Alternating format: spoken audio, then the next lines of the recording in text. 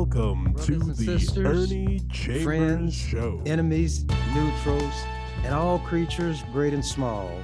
I'm back again. I'm going to read something from today's Omaha World Herald, the date of which is January 19th. Headline, Ricketts throws his support behind Pillen.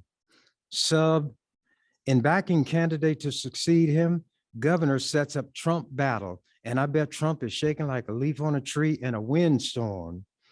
Governor Peter Ricketts, whose father felt he was such a dumbbell, he didn't want him to have anything to do with the business. His daddy is the one who founded and established TD Ameritrade. Now, his daddy is not a dumbbell, but he's a racist.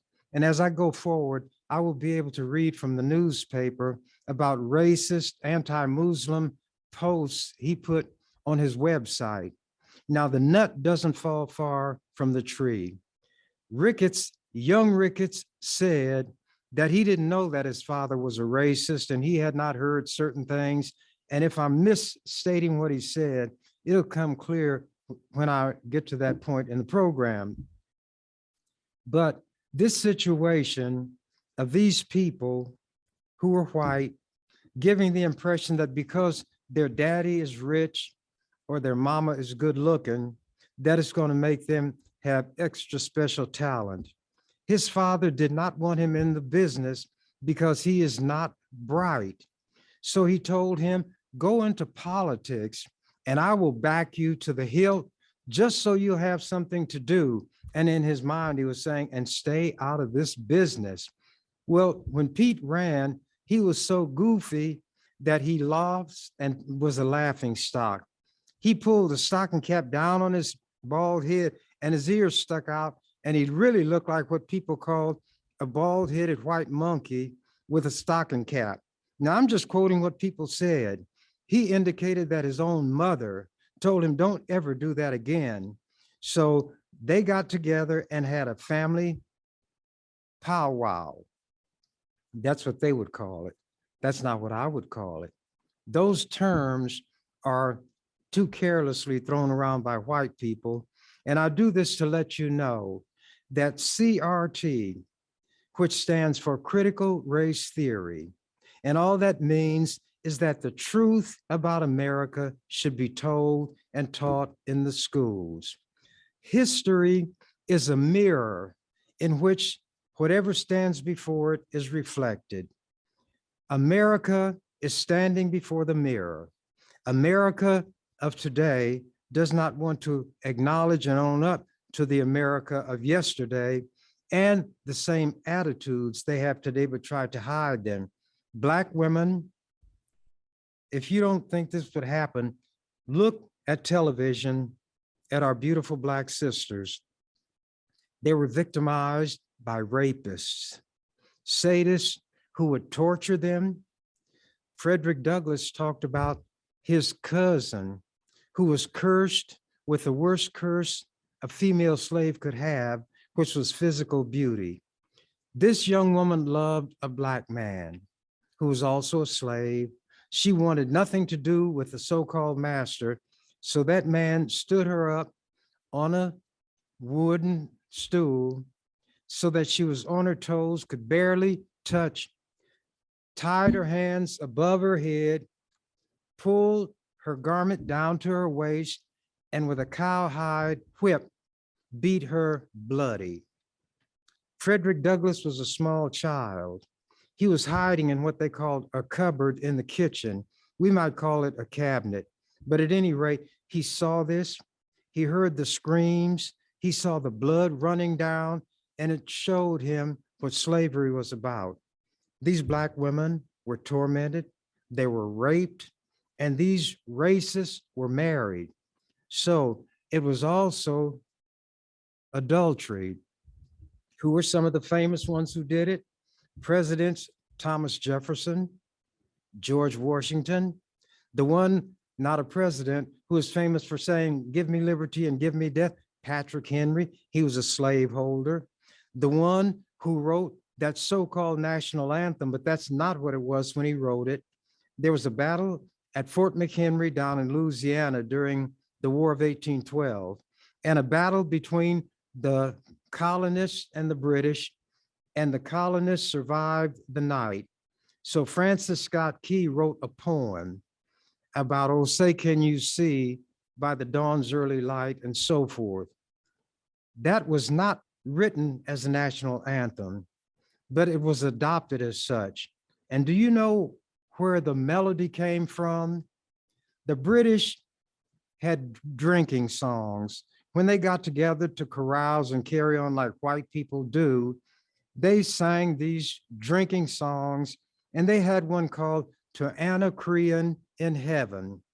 And you know what the tune to Anacreon in Heaven was? Da da da da da da da da da da da. That was To Anacreon in Heaven. So it was a drinking song that now comprises their national anthem. Well, these racists of today think that they can make all of those things disappear if they don't allow children to be taught. These white people of today, the adults, feel so much guilt and know how wrong they are. They think that if their children were taught what really happened in this country, those children would feel the same guilt. But that's not true. Knowledge is power. You do not educate people by concealing uncomfortable truths from them. The truths would be uncomfortable to these old white racist adults because they still engage in that activity today whenever they can. The children would see it as a part of what grown white people do and have done. And some of these white children are sexually assaulted by their own parents. So they know it. But here's how crazy and simple-minded these white people are of today. And brothers and sisters, friends, enemies, and neutrals, I'm like a shoemaker. I make shoes. If the shoe fits, wear it. I'm a hat maker. If the hat fits, put it on. If I throw a rock among a bunch of jackasses, the only one that says hee-haw, hee-haw is the one who was hit. So those of you who don't, or you feel like you don't, or have convinced yourself you don't, maintain these attitudes, then it's obvious the hat doesn't fit your head, the shoes don't fit your feet, and the rock didn't strike you. But a guilty conscience needs no accuser. These white people of today think that if they break the mirror of history, then the history will go away. All they have done is broken that which reflects it, but that which was reflected has not gone away. It's merely been removed from the sight of certain people who are looking at that particular mirror. It's out there. Go to the stacks of any decent library, and you can find books on race, racism, slavery, bigotry that will take you all the way back, even beyond old Virginia. The first people, and I said people, Black, who were dragged here from Africa as captives, landed at Jamestown. Now, there's what is called, and it was put together by the New York Times, the 1619 Project. It is a book, and various people wrote essays for publication in that volume. Famous people, historians, you should read for yourself what was written and learn what this history of this country really is about. Ricketts and his ilk need to learn something about history, the racist history, not just the racism in their own house, among their own families and friends. Guess who won't be coming to dinner at Ricketts' house? You know what the Ricketts family and those kind of people feel are labor-saving devices? They call them maids and butlers. But at any rate, this time around, the second time around, Ricketts had some help and he was elected. Ricketts thinks that all Black people are hearing impaired. He was out in North Omaha speaking to a group of Black people, and he referred to them as you people. That's the way we are referred to by Ricketts, his ilk, and his family. When there was an objection voiced and it became public, Ricketts claimed, and this is why he wanted to attribute to all Black people a hearing impairment. I didn't say you people, I said you guys. Do you believe him? You cannot believe a liar such as him. But there are things, if I don't run out of time by digressing in this manner, that I will get into with reference to that man. Anyway, he turned the race for somebody to replace him into what the World Herald referred to as a battle between Trump and Ricketts.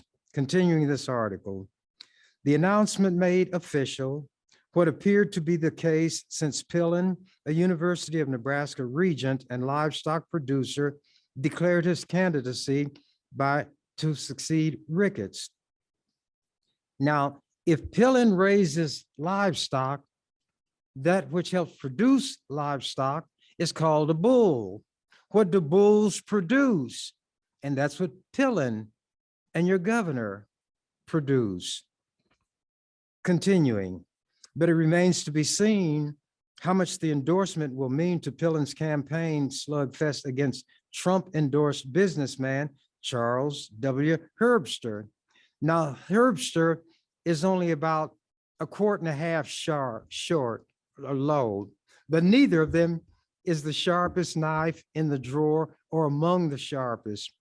Neither one of their elevator will go all the way to the 13th floor of the building. But nevertheless, there you have Tweedledum and Tweedledummer, and one of them was endorsed by Tweedledumbest, and the other was endorsed by Tweedle Superdumbest. Trump and Ricketts for Pillen and Herbster. At any rate, the two are considered the leading candidates in the GOP gubernatorial primary. You have a 100-yard dash as a race, and 9 point something in the low nines is run by top sprinters today. Some will even run 9.8 something. Well, let's say that Herbster and Pillen are sprinters and they run the 100. One of them will run the 100 meters, not in 9.8 seconds, not in 9.9 seconds, but in 3 hours and 20 minutes. And they're the fastest runners in the Republican gubernatorial primary. Continuing, the winner stands a strong chance of becoming the next governor in Republican-dominated Nebraska. Quote, the Ricketts endorsement is a shot in the arm for Pillen, but like the COVID-19 vaccine, it may not be enough, said Perry Nealon. His name is spelled P-E-R-R-E.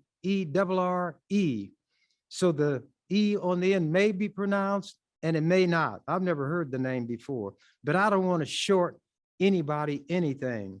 Maybe they call him Pear, maybe Perry, or maybe if he wants to sound like he's from the Latin countries, Perry, not French. Anyway, Nealon, a longtime Lincoln lobbyist, noting Trump's popularity in Nebraska. Trump is popular in Nebraska. Trump has a severe mental problem. Water seeks its level and water cannot rise above its level. And if you listen to these white people who don't even know what CRT means, they want to expunge all of the wrongfulness from their history. That means wipe it out as though it never was. Instead of facing it, learning from it, and if it's embarrassing to read about it's having happened, chart a course where you won't do it again. But Trump is popular in Nebraska. Trump is a fool, and fools draw fools. If you come across a person who knows not and knows not that he knows not, like Trump and Ricketts, he is a fool. Shun him. He who knows not and knows that he knows not, like children, young adults in school, is teachable. Teach him. He who knows and knows that he knows is wise. Follow me. I'm known for my modesty, but I'm too modest to say how modest I really am. This is going to be a fun time for me. I like to read about white people of today because they, through what they say, what they write, and what they do, demonstrate that they're chips off the old slave owners block and there would be slave owners today. The word slave has been rejected by people who accord humanity, human dignity to everything born of a woman. The term slave applies to somebody who's been reduced to the level of non-human. So what the scholars of today say, and of today, I don't mean this day here that I'm talking, but in modern times and enlightened people, they refer to enslaved people. These were people, not objects.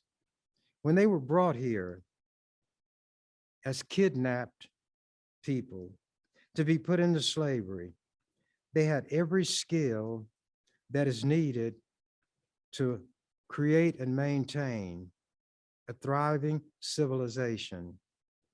And they are still making discoveries today in Africa that are astonishing to those who are honest scientists, archaeologists, anthropologists, who know that the word race is a term that has no scientific meaning.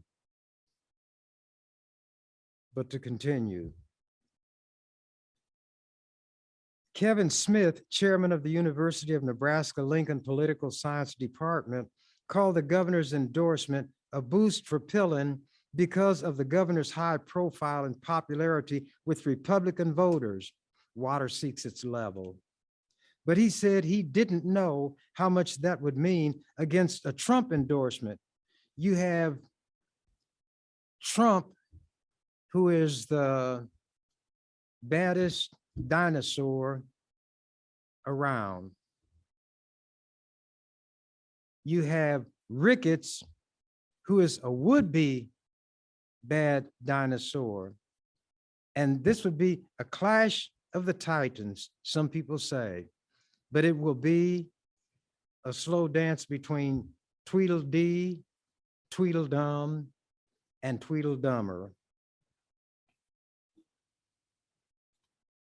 It was mentioned in this article that Ricketts' endorsement will be a shot in the arm for Herbster.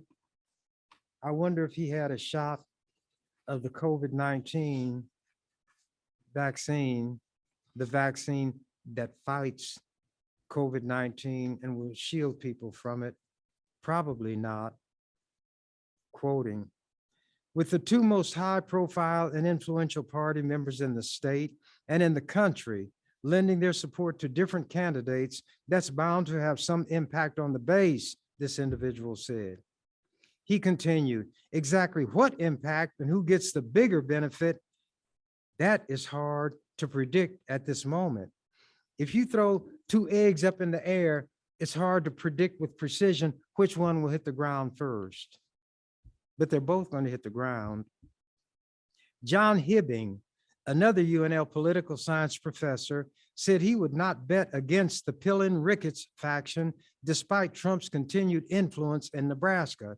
Trump got 75% of the vote in heavily GOP Western Nebraska and won two of the state's three congressional districts in 2020. The reason he didn't win that third one was because of action of mine in the legislature, which prevented the Republicans from creating a winner-takes-all system when it came to voting for president. Whichever candidate got the most votes in each one of the individual districts is the one that got the electoral vote. Well, in the second district, there were enough Democrats to outnumber the Republicans, so Biden got that one electoral vote from Nebraska, and there were national articles in well-known, prestigious organizations and publications about the radical Black senator in the Nebraska legislature who made it possible for President Biden to get that one electoral vote. And if things had panned out like the Republicans wanted, that could have been the vote that would give Biden one more electoral vote than that guy who ran against. So you all are listening to somebody who's had an impact. That's enough of that article. I have had conflicts with the governor ever since I was there. And one of the reasons is that he attacked me before he even got into the governor's seat. There was a gathering that they had out in one of the small towns, and Ricketts was campaigning there. And as often happens, when political matters are being discussed, my name comes up. And the individual is asked what he or she thinks of me. And I have something here, if I can locate it, because I have a lot here. And it creates what is known as suspense. But while I'm looking for this particular item, I want to tell you something about Ricketts and his family. Ricketts' mama and daddy were very much against Trump getting the Republican nomination. The mama put thousands of dollars into the effort to stop Trump from getting the nomination. They said he was unfit, he was not worthy, and that they certainly would discourage people from voting for Trump. But then Trump struck back. And here's how he struck back. And I haven't forgotten the other.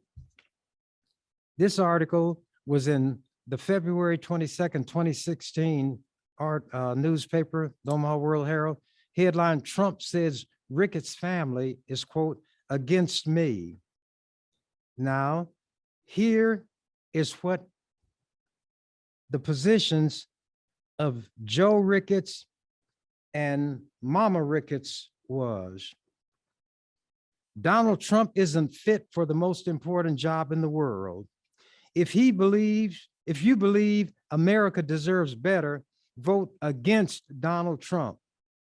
Donald Trump is too reckless and dangerous to be president.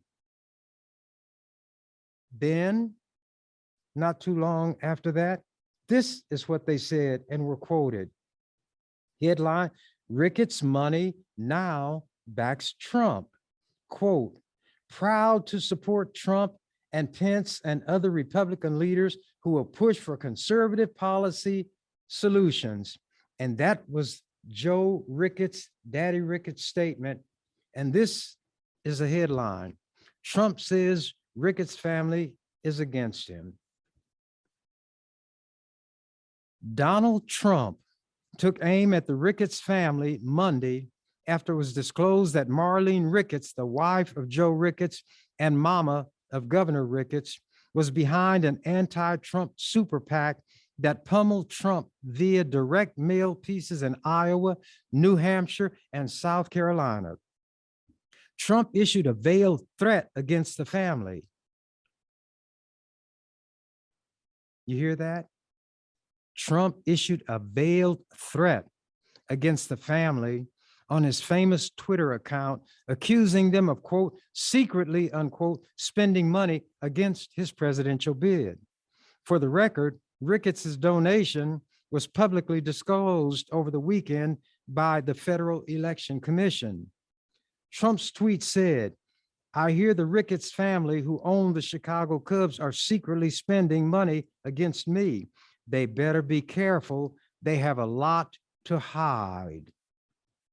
Marlene Ricketts fired back through a spokesman saying Trump was too unpredictable to be president. Quote, Marlene Ricketts shares the disappointment of many Trump supporters who believe that our leaders in Washington have failed us and also believe our next president must be a principled leader.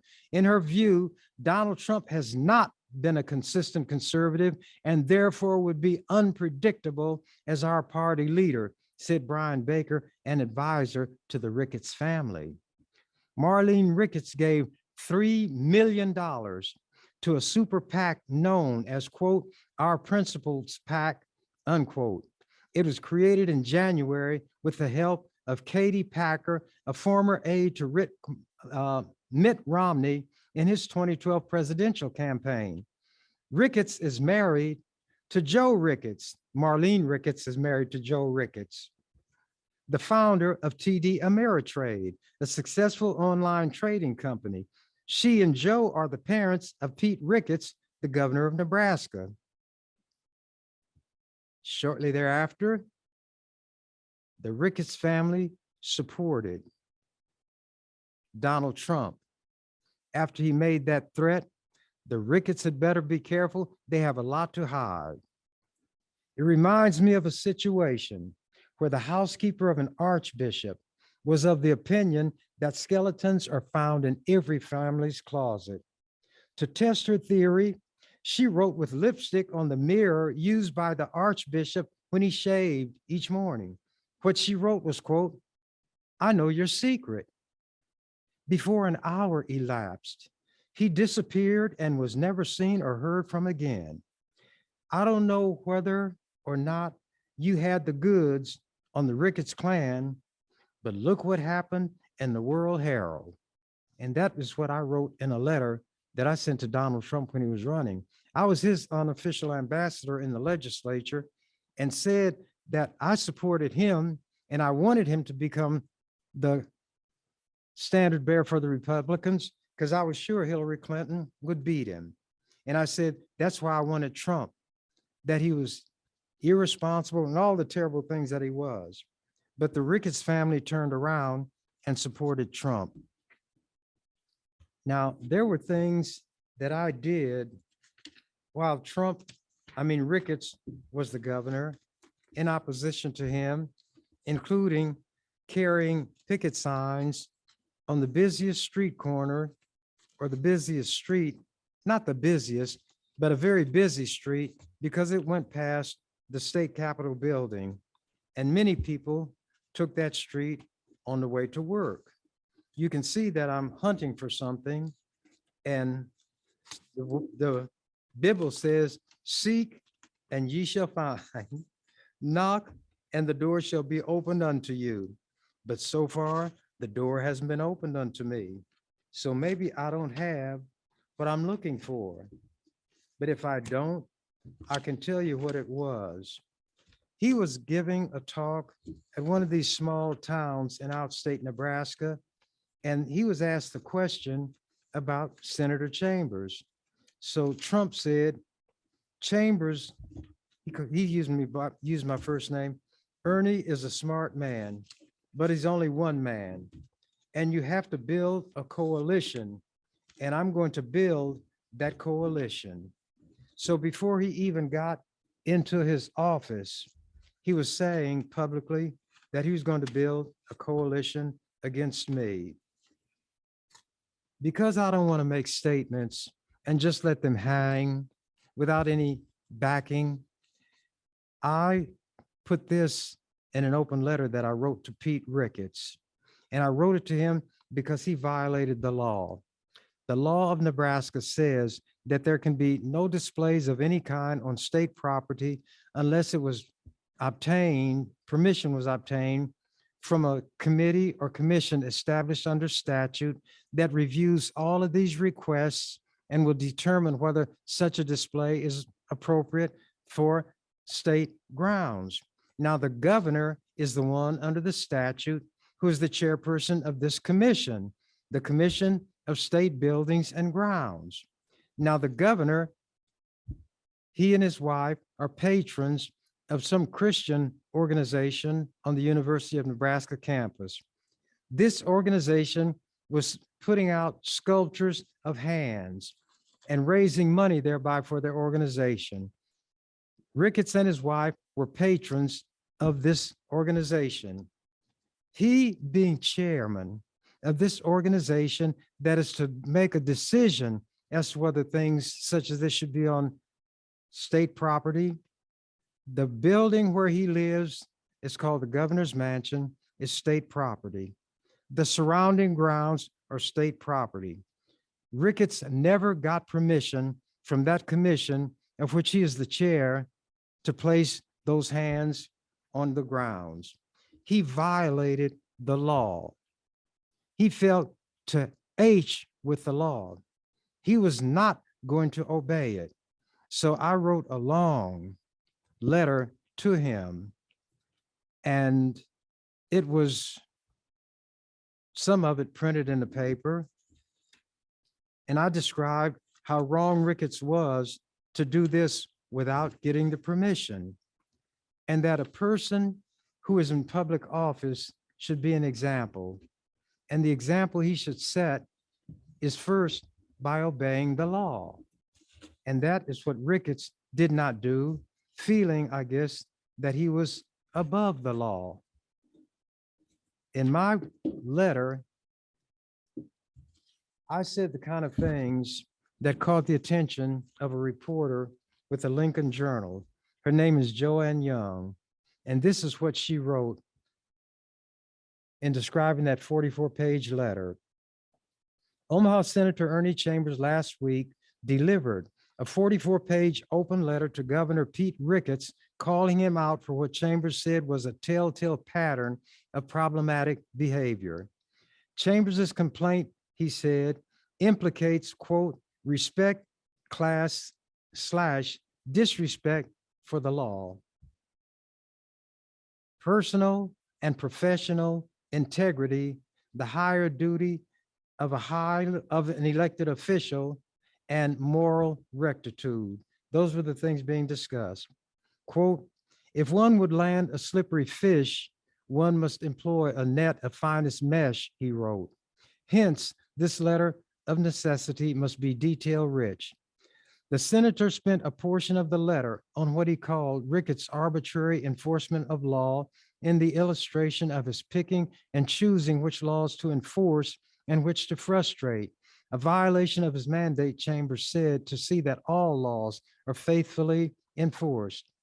Chambers, a longtime critic of Ricketts, asked why the governor would be foot dragging on enforcing a law that would enhance the availability of medical care for the working poor and save lives after moving swiftly to bring back the death penalty. The November 8th, 2016 vote on whether to retain the legislature's death penalty ban, a referendum that Ricketts backed with $300,000 of his own money, and his father, Joe Ricketts, backed with at least $100,000. It was the death penalty ban that the legislature put in place was defeated. 60% of Nebraska voters opting in favor of keeping the death penalty. Ricketts approved a new execution protocol within 3 months. And that's despite the fact that the Pope came out and said that it is against the Catholic catechism to execute anybody for any reason. Therefore, the Catholic Church's official position is against the death penalty. Moore was executed August 14, 2018, 1 year and 8 months after that vote. Chambers also discussed Ricketts' father and media attention Joe Ricketts got this year for emails in which Ricketts laughed at and liked racist jokes and for writing anti-Muslim sentiments. Joe Ricketts said when they were posted online that he deeply regretted some of the exchanges and apologized. Chambers also called out the Ricketts family for backing an anti-Donald Trump super PAC with $3 million during the 2016 primary, with the governor's mother, Marlene Ricketts, saying Trump was too unpredictable to be president, then reversing course. Chambers said after Trump got the nomination and after Trump tweeted, they better be careful, they have a lot to hide, aimed at that family. So I was not the only one who had disputes with Ricketts, but I did not whisper behind my hand. I said it publicly because I wanted people to know. And as you can see me going through these papers, I'm looking for something. Seek and ye shall find, or will I? Here's something else that I did find.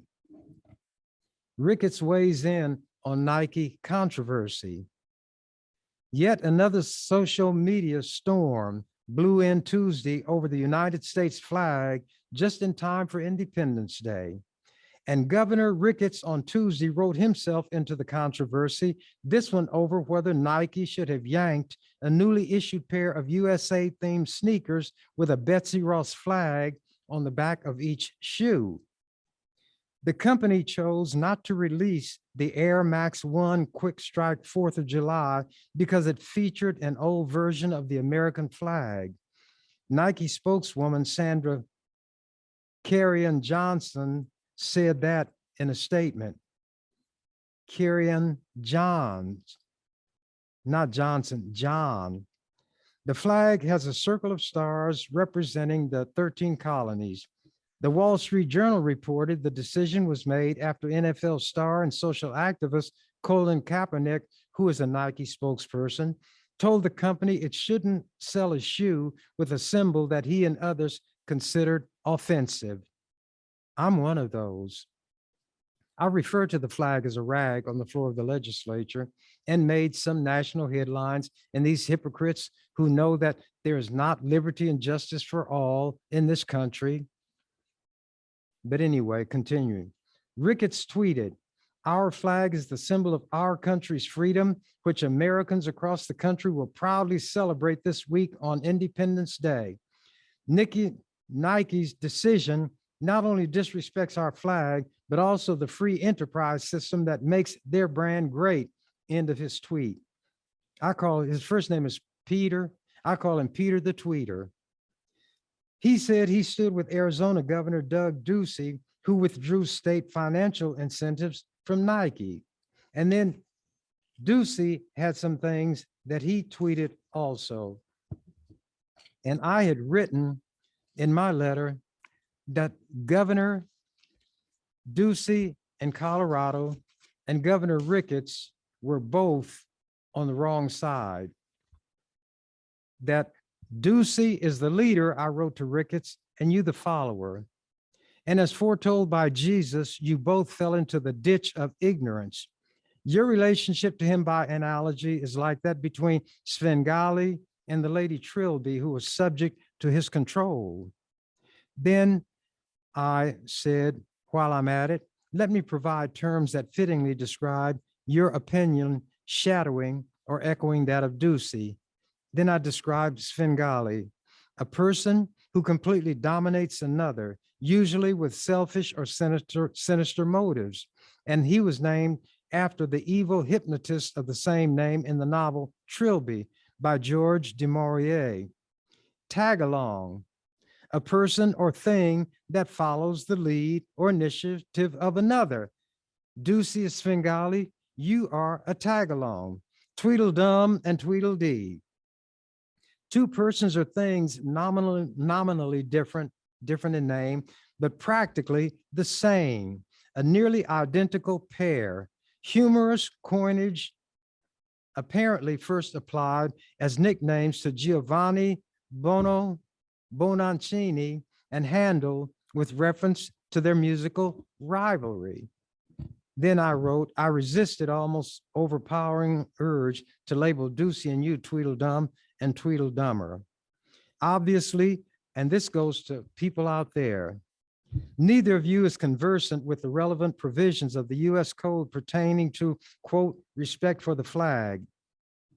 Permit me to improve your education on the subject, and you will see that the shoes should not have been put on market in the first place. The Conservatives' Financial Bible, the Wall Street Journal missed the point also.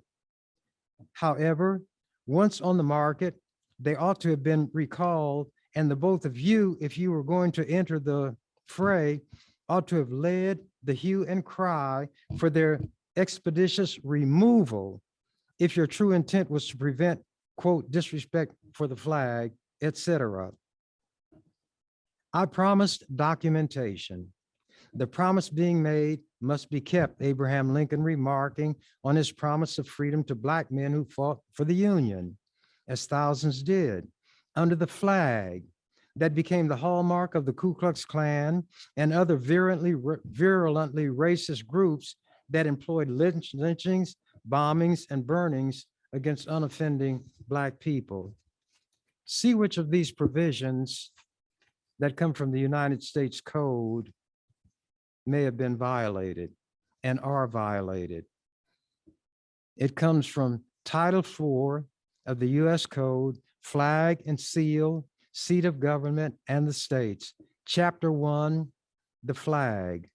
The flag of the United States for the purpose of this chapter shall be defined according to the sections 1 and 2 of this title and Executive Order 10834 issued pursuant thereto.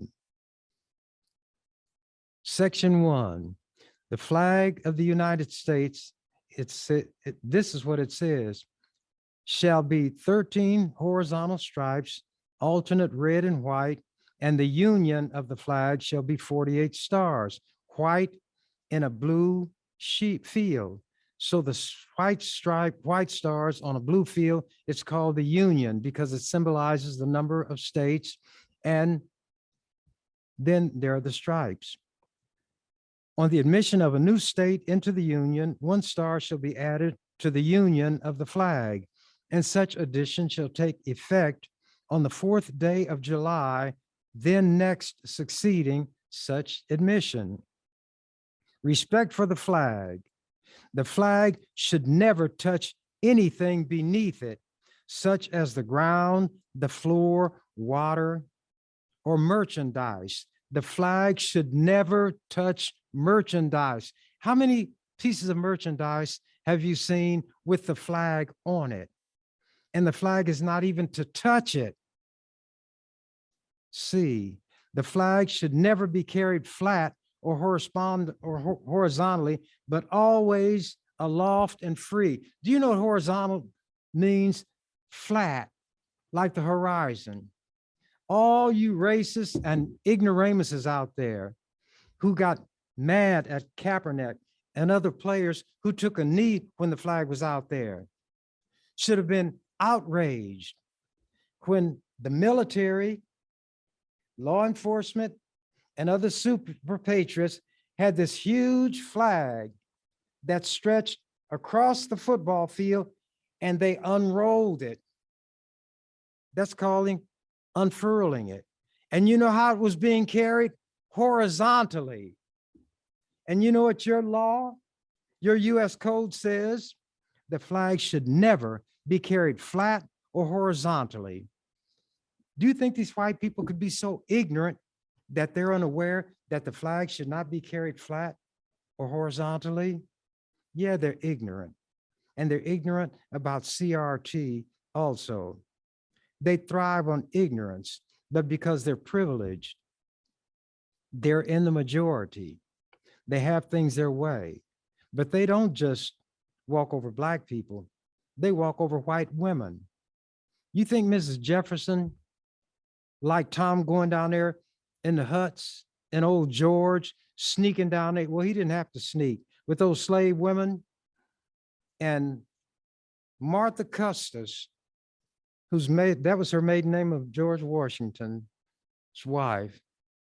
And Mrs. Jefferson had a duet. And they said, "You better leave those women alone." And you know what George and Tom said? "Miss Jefferson, Miss Washington, we'll leave you alone first." And that's the way it is with their flag. The law says don't carry it horizontally, and that's what they do. Taking a knee is a sign of respect, as quiet as it's kept. So Kaepernick was showing more respect for the flag than these racists. But white people can be ignorant and are ignorant and get away with it. D, the flag should never be used as wearing apparel, bedding, or drapery. How many of you have seen these motorcycle guys with flags on their helmets, flag shirts, flag breeches? They call this, well, they refer to it as a banana hammock.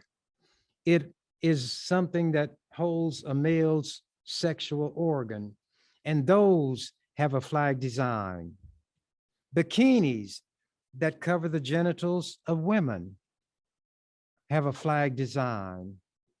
Bandanas, every manner of wearing apparel will be made with a flag design. But the law says the flag should never be used as wearing apparel, bedding, or drapery. How about in the Olympics when these people from America win and they drape the flag over them? How much do you white people know? You don't have to know anything. Just being white is enough. The flag should never be used for advertising purposes. You see a flag on everything from garbage trucks to shovels and all other kind of products that are being advertised. Turn on television, look in stores, but the law says the flag should never be used for advertising purposes. White people just don't know this. They don't have to know. They don't read. It should not be used for advertising purposes in any manner whatsoever. It should not be embroidered on such articles as cushions or handkerchiefs and the like. It should not be printed or otherwise impressed on paper napkins or boxes or anything that is designed for temporary use and discard. But you see it on all these items. No part of the flag should ever be used as a costume or athletic uniform. How many of you have watched football games and you see flags on the helmets of the players in college and the pros? You see flags on their uniforms. You see flags on the referees' uniforms, a part of the wearing apparel. And what happens when a player is tackled and that helmet hits the ground and the flag is on it? Or if he has it on another part of his uniform and that part hits the ground. This that I'm reading is your law, and you don't even obey it. You show your ignorance everywhere. You're the laughing stock around the world, but you can intimidate people here because you have the kill power, and you've shown your willingness to use it. But the irony is that to get one black man, they always took a mob, and such it is today. The flag is indeed a rag.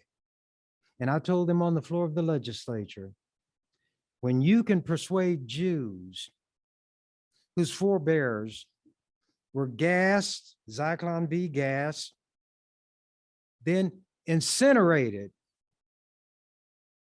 in giant crematoria, buried in mass graves, when you can persuade them to honor the swastika, you can persuade me to honor that rag. And every morning in the legislature, they would get them, put their hands over their chest, I guess that's where their heart is supposed to be, and say what they call the flag salute. And I wouldn't be on the floor when they did that.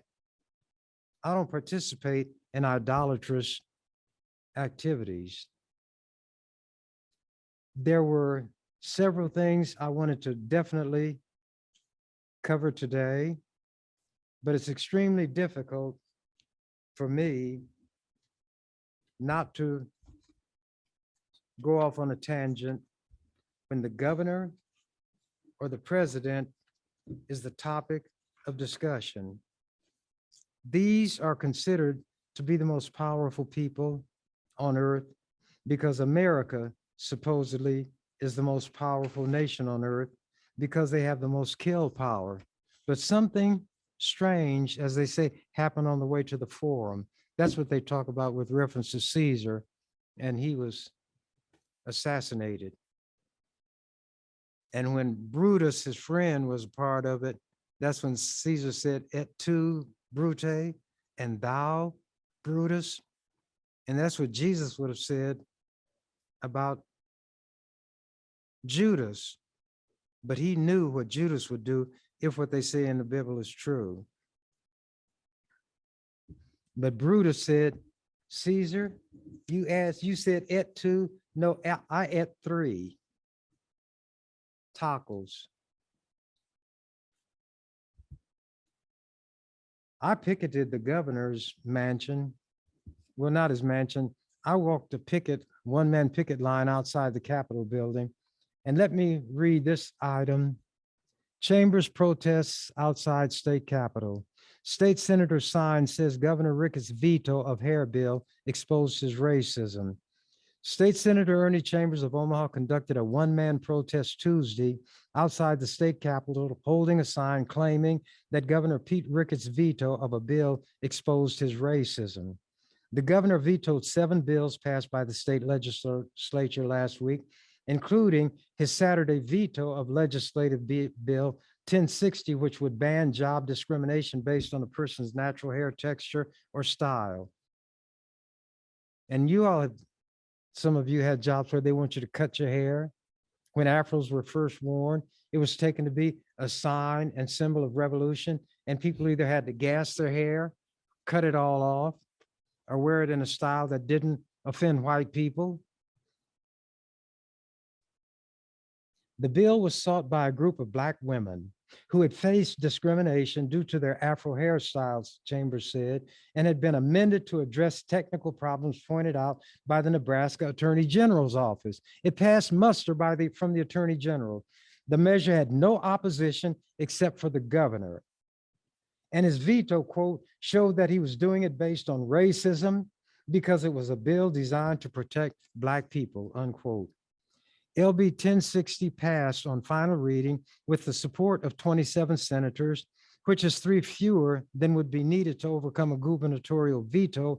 But because lawmakers had already gone home for the year, there was no opportunity to mount an override. My bill to abolish the death penalty did not have enough votes along the way to override a veto. But when the governor vetoed it, we overrode his veto. Things happen on the floor of the legislature. Chambers, who leaves office at the end of the year because of term limits, said that holding a sign along a busy street in Lincoln was the best step he could take to object to the veto. Quote, "This is the best that's available to me now, and I have to do it," he said, unquote. The ACLU of Nebraska and some racial justice groups have called on the governor and state lawmakers to convene a special session of the legislature to focus on police reform and other issues. Naturally, that's not going to happen. And it didn't happen. But I don't need a lot of company along with me. If I think something should be done, I will be out there. I will be using what I have and do what is available for me to do.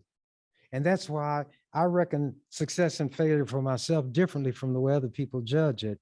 If I've done all that is available for me to do, I've succeeded, because my job is to live in accord with what I believe, not to satisfy other people who probably hate me anyway. The governor used the veto signing to make another appeal to lawmakers.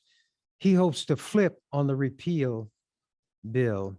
Quote, "This is a matter of public safety," he said. "It's also a matter of making sure our prosecutors have the tools they need to be able to put these dangerous, hardened criminals behind bars."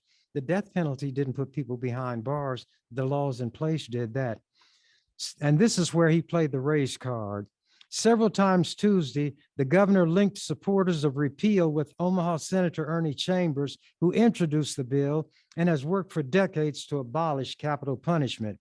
Quote, "A vote with Senator Chambers to repeal the death penalty sends the message to criminals that Nebraska will be soft on crime," Ricketts said. In other words, Chambers is soft on crime. Your name's going to be linked with the black man. And you know what that means in Nebraska, which is chock full of racist white people. These politicians who invoke my name against their enemy trumpet the fact that Nebraskans are racist. They got term limits, amended their constitution to get one black man out of the legislature, but it fell on all of their senators too. So one of me was more powerful than 48 of theirs, because there are 49 in the legislature. There were 48 white people when I was there. That's what the market was in those days. 48 white people against one black man, and the black man prevailed so much that they changed the rules regularly, and I learned their rules and beat them at their game, and they would wind up either repealing the rules or never using them. And when they would offer a change, and people were questioned about it, in the know, lobbyists and others, sometimes they would say, "I don't know how he's going to do it, but my money is on Ernie." A man who used to be in the legislature and became the Secretary of State had made such a comment when he was no longer in government, but worked for the Union Pacific Railroad. He said his money was on me in getting around that rule that they put in place. And not only were they intimidated once I explained things to them, they never tried to invoke it. That's the way I operated. But this thing that I was looking for on the governor and couldn't locate among all these papers was where these white people asked him in that little town, as I said, what he thought of Chambers. And he said he was going to form a coalition to handle Chambers, and he never did. Here's what Joe Ricketts did. He's a billionaire. He tricked the city council. He was the founder of TD Ameritrade. I called him Grab and Go Joe, and I went after him. Nobody would deal with old Joe Ricketts. They were afraid of him. This was called on mine stiffing tiffing. While taking up residency in another state to avoid paying Nebraska taxes, Joe Ricketts contrived to stiff tiff in order to grab from Nebraska taxpayers to benefit his business project. Joe Ricketts lives near Jackson Hole, Wyoming, rather than in his native Nebraska, because Wyoming has no income tax. He was able to get the city council to provide thousands and thousands of dollars in TIF incentives, taxpayer money, to build his TD Ameritrade headquarters out in West Omaha. To get TIF money, you have to have an area declared blighted. All the white people out there were in an uproar, the business people and the residents saying in no ways, no wise were their properties blighted. But Ricketts had the power and he got it done. He got that money. And this is what the city council said. Whereas this resolution seeks approval of TD Ameritrade HOTC Building Tax Increment Financing Redevelopment Project Plan, which recommends the city's participation through the allocation of tax increment financing in amount up to $5.5 million in tax subsidies to this billionaire, and agreed to allow property in West Omaha to be declared blighted because that's the power that Ricketts had. Then here's where Ricketts tricked all of them.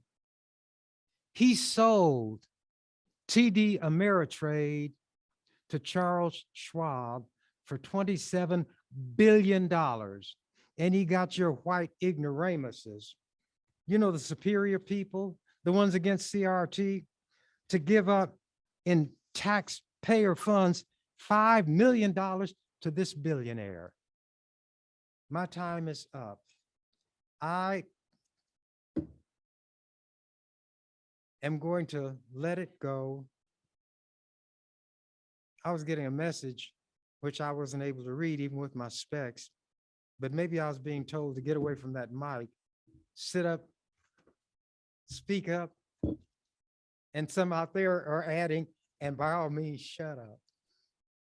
I ought to sing a song. See, I've been called the burglar of music because when I sing, they call it breaking into song. When I am sad, I sing, then the whole world is sad with me.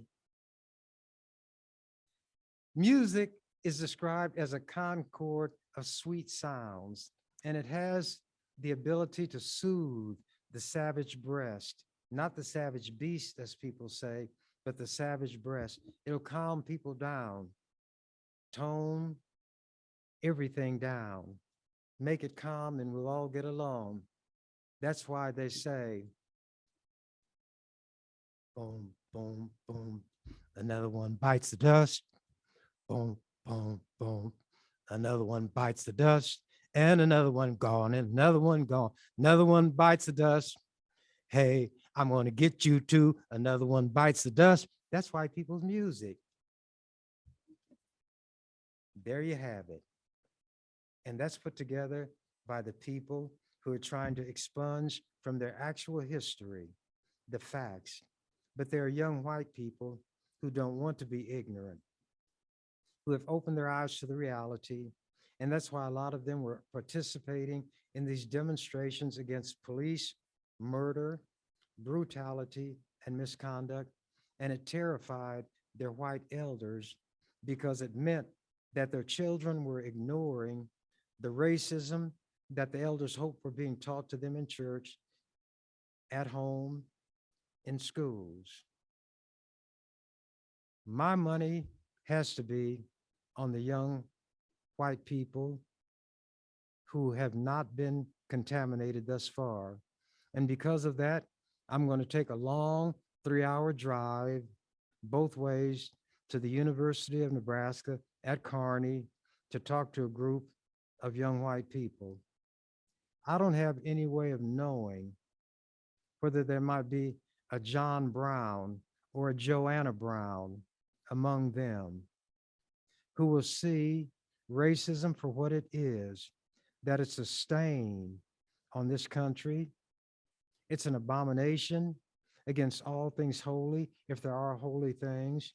And if they themselves want to be righteous, not even in a religious sense, but one who can live with conscience, they will feel a need not just to speak against it, but to do something about it.